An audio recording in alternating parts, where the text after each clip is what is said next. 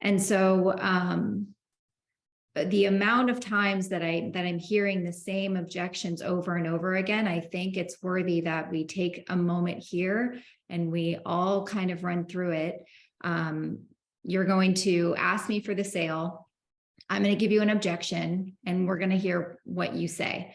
And we're doing this so we can, right? We can warm up before the race, right? The race starts in 50 minutes, 40 minutes. And what I think is sort of interesting, I was listening to a podcast over the weekend, and the sales trainer who was giving it gave a really great analogy that I wanted to use this morning before we start. So he said, if I were to just come up to you on the street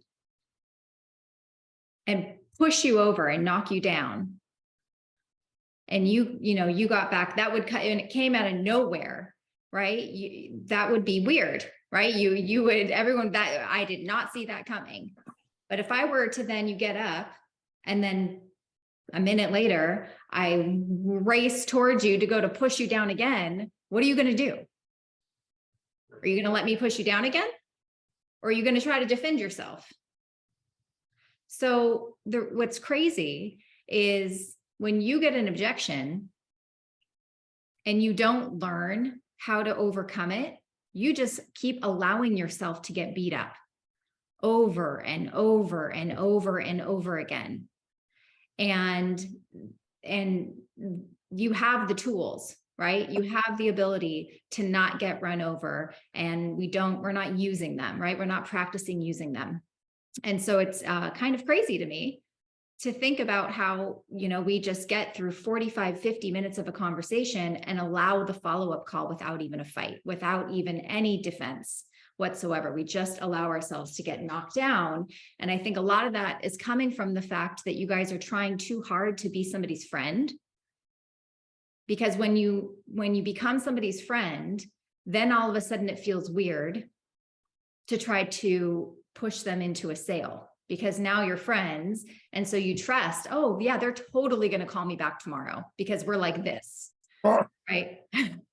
I've got it. Don't worry. They, right? All they had is their banking information, or all they need to do is just make sure that whatever the case may be, and then they disappear every time, 90% of the time, but Yeah.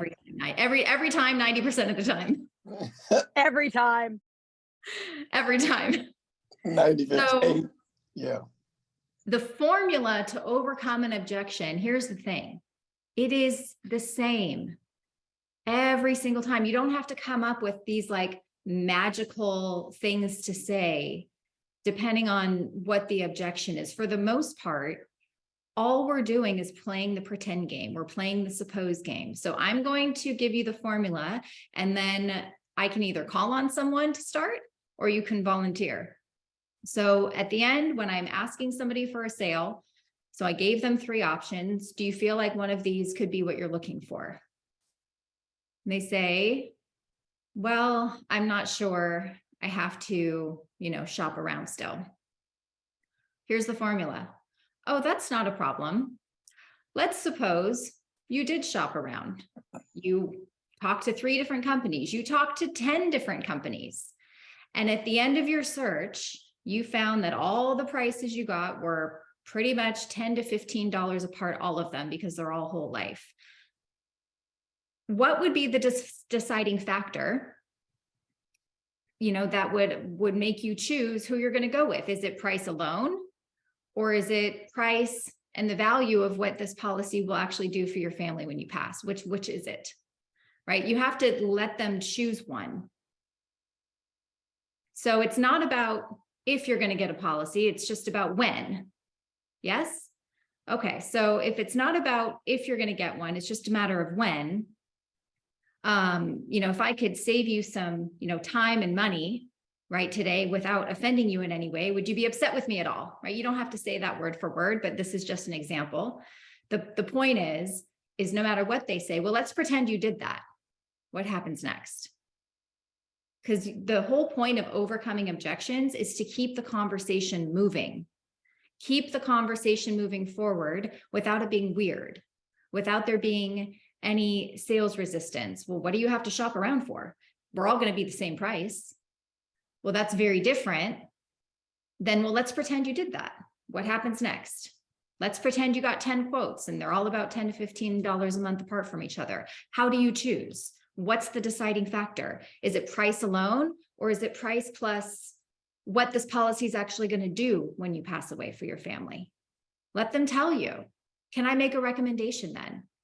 Right? So you have to get them in the mindset of, okay, let's overcome that objection. What happens now? I have to talk to my kids. Not a problem. Let's pretend your kids were here. What do you think they would say? Let them tell you what they would say. Well, I'm sure they would want me to do something, but I want to talk to them still. Well, let's pretend you go to them and they say, I don't want you to put something in place. What happens then? Well, I'm probably going to do it anyway. Why? Right? Why now? Why not just push it off, like a lot of people would? Well, because anything could happen. And I don't, that's why I'm looking. Okay, well, can I make a recommendation then? Right? So it's all to loop them back out of their objection, get them out of their own way so that you are in the position so that you can make a recommendation. You can't get defensive and say, well, why do you have to talk to your kids? Or even worse, well, you'll have plenty of time to talk to your kids because right now we don't even know if you're approved. Right? You're not overcoming their concern. You're ignoring their concern, and you're doing what all the other insurance agents do, which is push for the approval, which is just going to end up in a chargeback. And I know we all don't want to spend an hour of our time working for fake money. So who wants to go first? I'll do it, Eddie. All right, Eddie. So go ahead and just start with, do one of these feel like they could be the answer for you? Something like that. Yeah, so does one of these feel like it could be the answer that you're looking for, Dana? I don't know. I think I just kind of have to think about it. You just need to think about it. Yeah, no, that's understandable. Let's pretend. I'm so sorry. It's I was not okay. ready for it. This is not for judgment. This is for practice.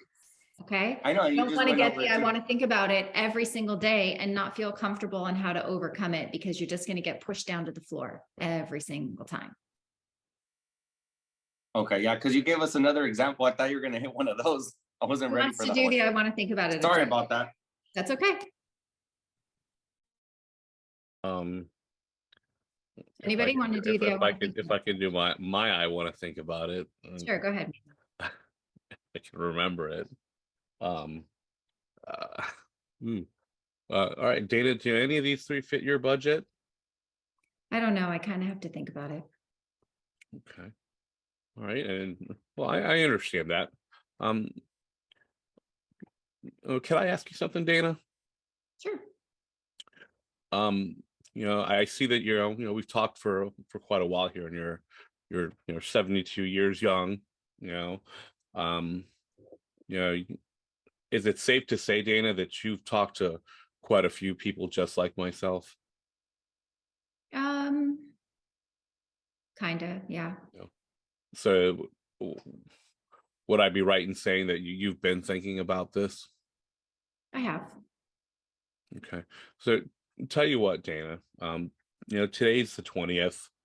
You told me you get your Social Security check on the 3rd. I think thinking about it is a great idea. But I definitely think we need to get an approval. Let's take it a step further today. Dana, today let's actually do something that we don't normally do, because you've talked to many people like me. You've been thinking about it. Today, let's put an application in.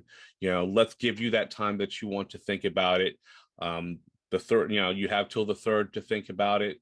And I guarantee you, Dana, that you're going to feel very good once you've taken that extra step. Now, who did you say your beneficiary was going to be?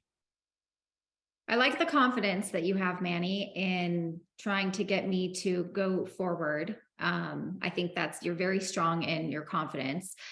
Who wants to tell me what the I want to think about it objection means? They're not sold. And is Yes. the I want to think about an objection an actual objection? Is that the concern?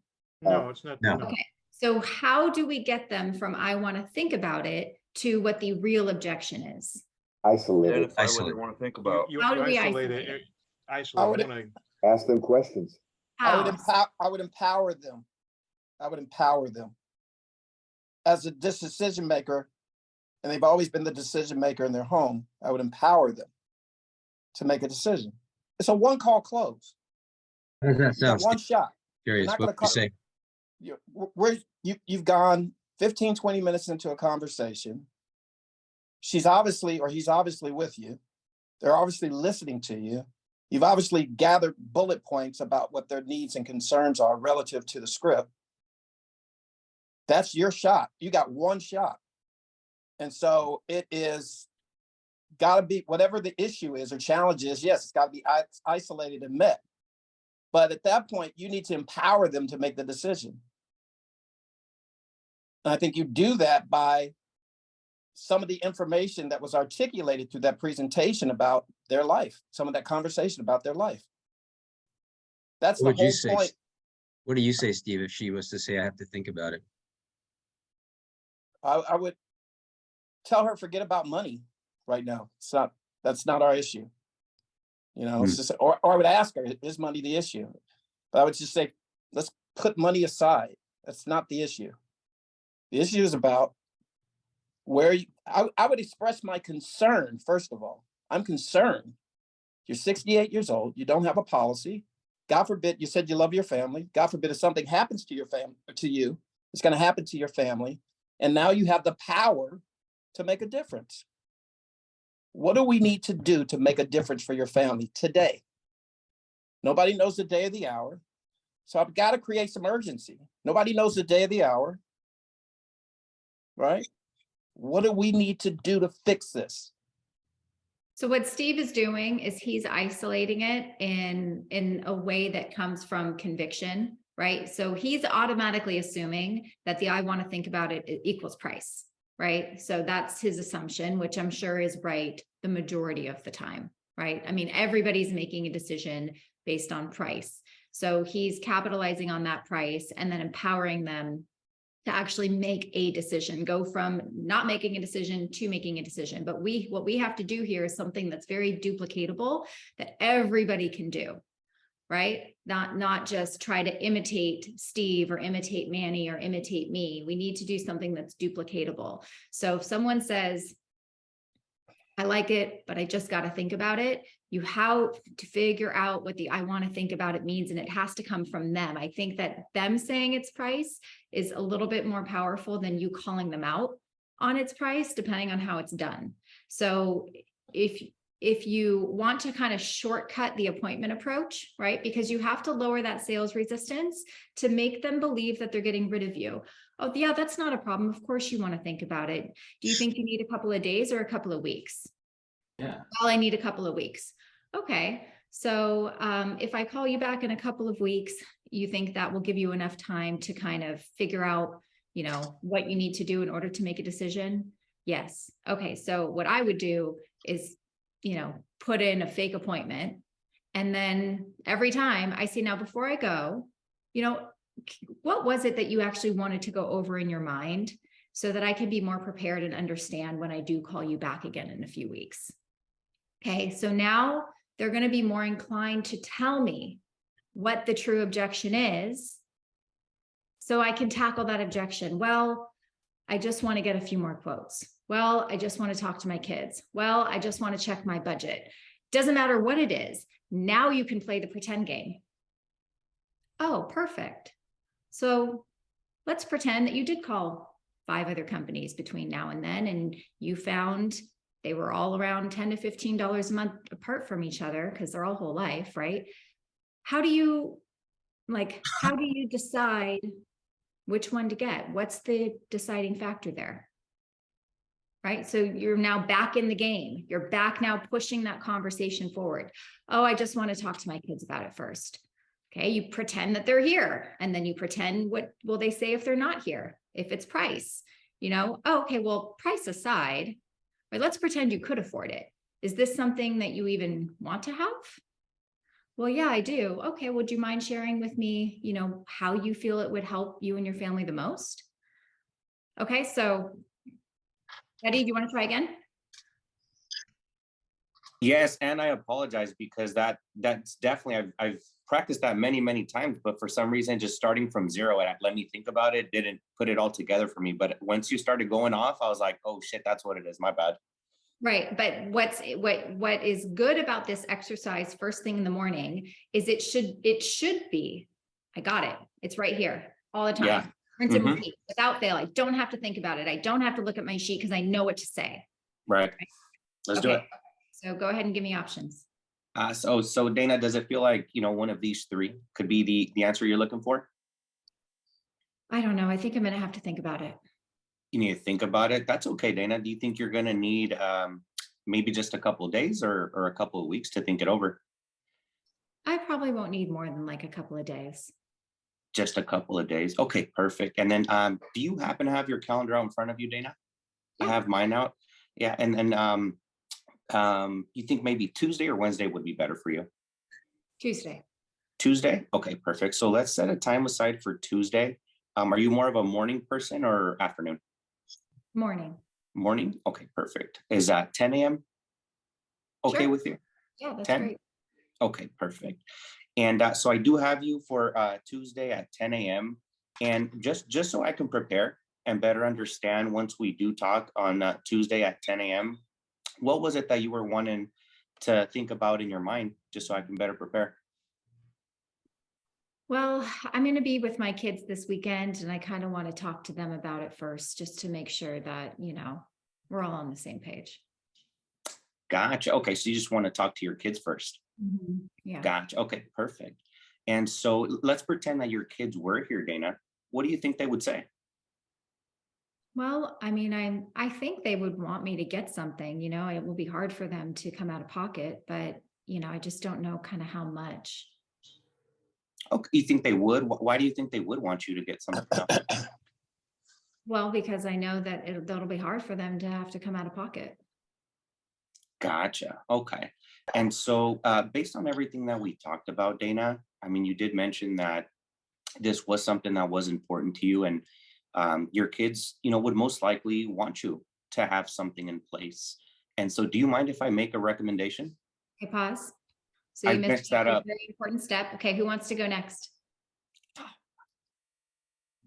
I'll do it. Okay, wait, but before you go, Carlos. Carlos, what step did Eddie miss? Eddie, do not answer. What step step did did Eddie miss? I think he missed which one they want to pick and then your objection. Is that what you're talking about? No, what part of the objection process did he miss? He went straight from what would you do if they were here into can I make a recommendation? There's a really important piece there. I hit the Y. As What? far as you verbalizing why you need to think about it. No. Come on, I guys. hit the- One person hit can the answer Y. this. What happens next? Basically, said, like, what will He you do said that if you? his kids would very likely recommend that he get the coverage because it would be harder for them to deal with things without the coverage. And then he did Or we not. And then Or he we never didn't- know what tomorrow I'm brings. sorry, can I continue? Thanks. And then he skipped over the part where, well, what if your kids said, don't do it? What would you do? Yes. You're right. Thank you, Tom. Yes. So it is not just about what would they say if they were here. That's the first part of your pretend game. It's okay, well, that makes sense. And you don't need to keep over talking, Eddie, right? You did some over talking there. You go Right. immediately into, so what will you do then if you go to them this weekend and they tell you that to not put anything in place? Now you don't have that protection for them. What will you do then? Right? You have to play both sides of the coin. Mm, And the reason for that I've found in my own experience is most of the time the kids, they don't think logically. They don't think we're not going to have the money. They think emotionally, and they're going to say, no, mom, you tell that nasty salesperson to go away. We'll handle everything. Don't you worry about a thing. Because that's what Exactly. kids are going to do. because they Yeah. feel an obligation to say that. That's exactly right, Tom. And then it helps to tell a 100%. story, to paint a picture in their mind about how kids think, even if they're adult kids, right? And is that what you really want, right? Do you really want your kids to talk you out of putting this protection in place for them? No, I don't. Can I say something? Yes, go ahead, Manny. In that situation, I always go back to the the reason we're here is because you don't want to be a burden on your kids. And I kind of try to dig a little without getting too invasive about the kids and their careers, and if they're just a bunch of screw ups or whatever. I don't get into all that. I try not to, but I kind of remind them that regardless of what they can do, so that the kids they're going to have families on their own if they don't already. And I remind them, hey, this isn't, it may happen tomorrow, it may happen the next day, even if they have families of their own today or not, they will. And you don't want to be a burden to anybody. Isn't that right? Dana. And I kind of remind them why we're doing this. You kind of just got to go back to, okay, why are we doing this? So you're thinking about this, but okay, we're doing this because you don't want to be a burden, and you remind them about the children. That's the reason you're doing it. That's what I do. I just kind of revert back to the kids. I don't disagree with that, Manny, but I think that it's more powerful when they remind themselves why they're doing it, right? You reminding them is not going to mean as much and as if you challenge them with the question and you get them to answer it. Gotcha. Because that will put, like, they're going to say it out loud themselves. It's not you talking them into it and saying, isn't that right? Right? That's sort of like what we were taught 10 years ago. And I think you can elevate the quality of the conversations if you switch that up just by simply asking them a question, getting them to challenge their current beliefs in how they make decisions. Right. Okay. Who else wants to go? And I had a question. You said earlier, you don't want to push for the sale because if they do just close with you, it's probably going to be a chargeback. Because why? Even if you push them to it? If you skip helping somebody overcome their thought process of their concern, and you go right into, let's just get you approved, and then you have plenty of time to think about whatever it is you need to think about, Mhm. haven't helped them come to the conclusion that they're moving forward. In fact, what typically happens is when you just push for the approval and you don't help them overcome the concern, you're going to get an additional roadblock when you ask for the banking information, because they actually haven't made a decision. Why do I need to give you the banking information if I'm just getting approved? That's why you get that objection, because you're pushing for the approval. You're not pushing for the sale. What do you say if, like you said, well, of course you're going to shop around and you're going to find around the same price. And you said, is that really important to you? And they said, yeah, the price. I don't know what you're talking about. What do you say then? But that's not how I said it. Who wants to repeat how I said, I just want to shop around? Who wants to role play that? I'll do it. Go ahead, Tom. Okay. So, yeah, this all sounds good, but I think I just want to shop around. Good, that makes sense, Dana. And as you shop around, given that all the companies that you're going to look at, many of which I've represented in the past with different companies, when you find that they're all $10 or $15 apart, more or less, what's going to be the differentiator for you? How are you going to decide which one to go with?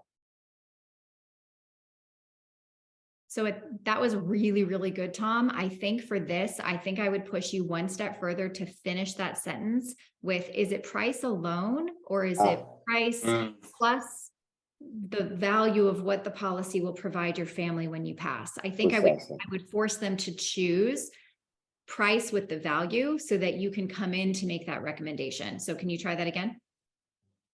Yeah, so Dana, I understand. It makes perfect sense.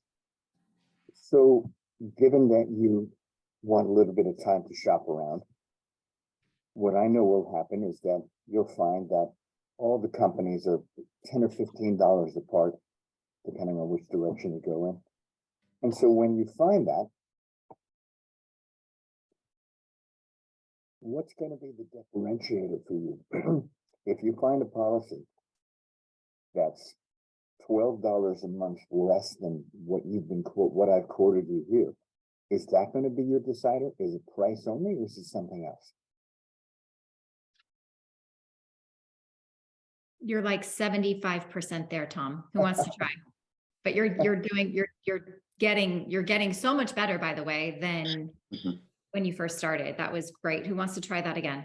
I don't understand. It's all in the Okay. script. It's like says what other companies, how long they take to pay. We kind of debunk everything if you Absolutely. But if you still get objections at the end, right? The point of the script is to not get any objections. But Yeah, you do a great job of it. If the way the script is delivered is flat, and it has no conviction, it has no emotion, you're not engaging them based on the answers they gave you in the beginning, the delivery is 90%.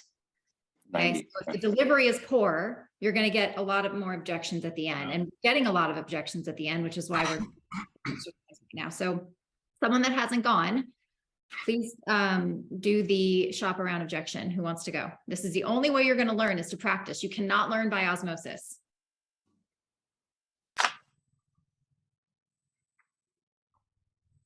And don't be embarrassed. No. This is how we learn. If no one wants to go, can I go, Dana? Okay. Did someone? That was me. That was Zach. Zach? Okay, Zach. Yep. This all sounds really good, Zach, but I think I want to shop around first. Okay, I totally understand that. That definitely makes sense. Let's just pretend for a minute, though, that you called and you spoke with maybe 10 other agents. We were all within maybe $10 or $15 of each other. What is it that would maybe help you make that decision? Is it price alone, or do you think it's price plus the value of what you're getting?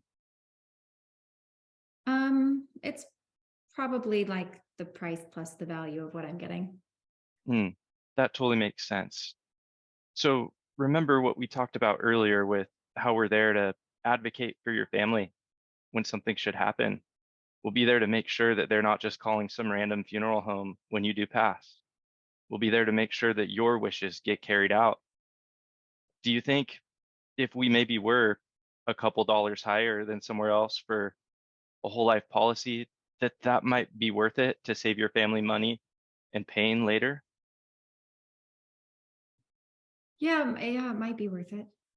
Okay, so could I maybe make a recommendation? Sure. If the money is the issue, then maybe what we should do is start with a plan that's, maybe in the $5,000 range. That way it's at least comfortable. And you can always add more coverage later if you want to. Should we go ahead and do that? I just have to confirm some information and then we'll get underwriting on the line.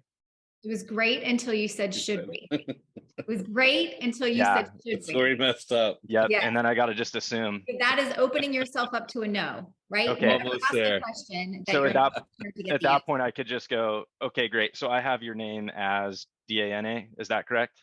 And just start going through confirming. So my recommendation would be to start with the 5,000 because it might be a little bit more affordable for you today. And if you decide there's extra room in your budget later, we can always increase. Does that make sense? Yes. Okay, perfect. So besides your two daughters, is there anyone else you want to list as your beneficiary? Never ask permission to do an application, ever. Perfect. But very good. All right. Who else wants to go? That was good. Dana's, if they do say, yeah, price is, that's it. I don't care. Price is the only thing. I don't care You about. did a terrible job in your presentation. Then you have to go back. The only reason someone would tell you that price is the only thing that's important to them is if they saw no value. No value. Didn't sell the value. So that means that you did something wrong. There's literally no, guys, listen. The only reason people are getting a policy for final expense is to protect their family. Yeah. That's it. It's not because they want to spend $30 a month and throw it away when they could go buy extra groceries. Yeah. The only reason they're doing this is to protect their family. So it's bullshit that they wouldn't want to get it Whoa. for value, right? Let's I go, would really do that. Dana, Let's go. bullshit. Everybody awake. Everybody's awake. We're awake. We're Go awake. for We're it. awake. Passion. Dana calls bullshit. I love it. All right, let's go. Let me just Okay. add this. Let me just add this. Go ahead. On a recorded line. I never know. I never not know if I have a cell late in the presentation. So my point is, do the work up front. Right. Address And the you can still issue. Address the know. elephant You in the can room. still Address know, the problem. Steve, that you have you could still know, you could still know that you have a sale. I want to make sure that everyone hears this. I could still know that I have a sale and still get concerns at the end that I have to Yeah. overcome. Right. So it's not like it, because it could be a timing issue. It could be a money issue. They could really Right. want it. So you still have to help them get over that last and final hump through something that is repeatable and duplicatable and that you can do every single time without having to guess, well, what do I say now? Because Yeah. a lot of people aren't like you, Yeah. Steve, or aren't like you, Right. Penny, or aren't like you, Melissa, where we can just know what to say and it could be different every time. Not No, I everybody. get it. You know, it's a great exercise, and I'm learning from the exercise. I love it. 100%. But also, let me just add, for me, when I get down to the money like that, and I do address the objection, it's never a question of what we're doing. For me, it's always, here's what we're going to do. Exactly. And never asking. Permission. But it's we, not you. I It's like we at that point.